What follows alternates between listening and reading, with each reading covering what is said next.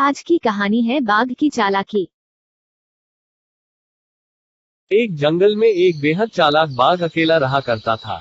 हालांकि जंगल में और भी बहुत सारे जानवर रहते थे, परंतु वह बाघ अपने परिवार से बचपन में ही बिछड़ चुका था। इसलिए उसने अपना सारा जीवन अकेले ही संघर्ष के साथ इस घने से जंगल में गुजारा था। वह जंगल के प्रत्येक कोने कोने से वाकिफ था, अतः उसे इस जंगल में किसी भी चीज का भय नहीं रहा था। वह सारे जंगल में अकेले घूमता और जब जरूरत पड़ती अपने खाने की व्यवस्था कर ही लेता। कहते हैं ना कि पारिवारिक व्यक्ति की घर की जिम्मेदारी ही उसी की जिंदगी से उस गुमराह कर देती है, क्योंकि वह हर वक्त अपने परिवार के सदस्यों के बारे में ही सोचता है।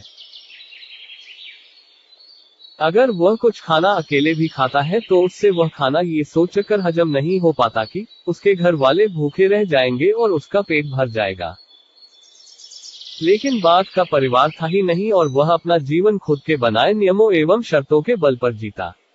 इसलिए वह हर दिन खुशी के साथ मौज मस्ती करके बिता लेता।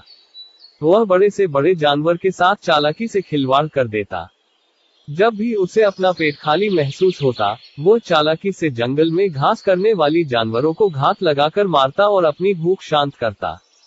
कई बार तो किसी जानवर को उसके साथियों के सामने ही मार डालता और शिकार को दूर ले जाकर वहां अपना पेट भरता।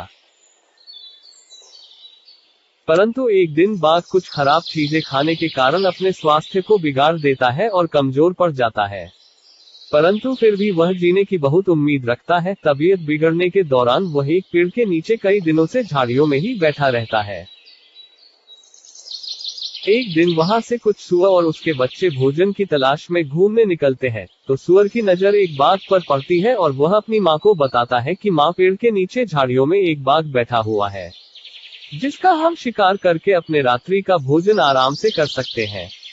बच्चा अपनी माँ से यह बात बोलता है, पर तेजतर्रार कानों की बदौलत बाघ ये बात सुन लेता है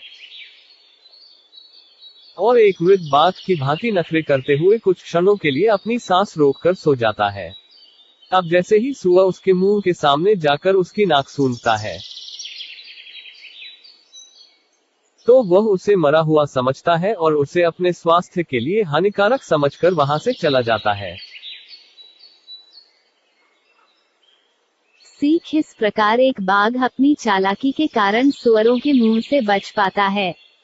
हमें भी हमेशा मुश्किल वक्त पर अपनी बुद्धि का सही प्रयोग कर ऐसे निर्णय लेने चाहिए जिससे हम खुद की सुरक्षा कर सके। अगर आपको वीडियो पसंद आए तो लाइक करें, शेयर करें और सब्सक्राइब करें।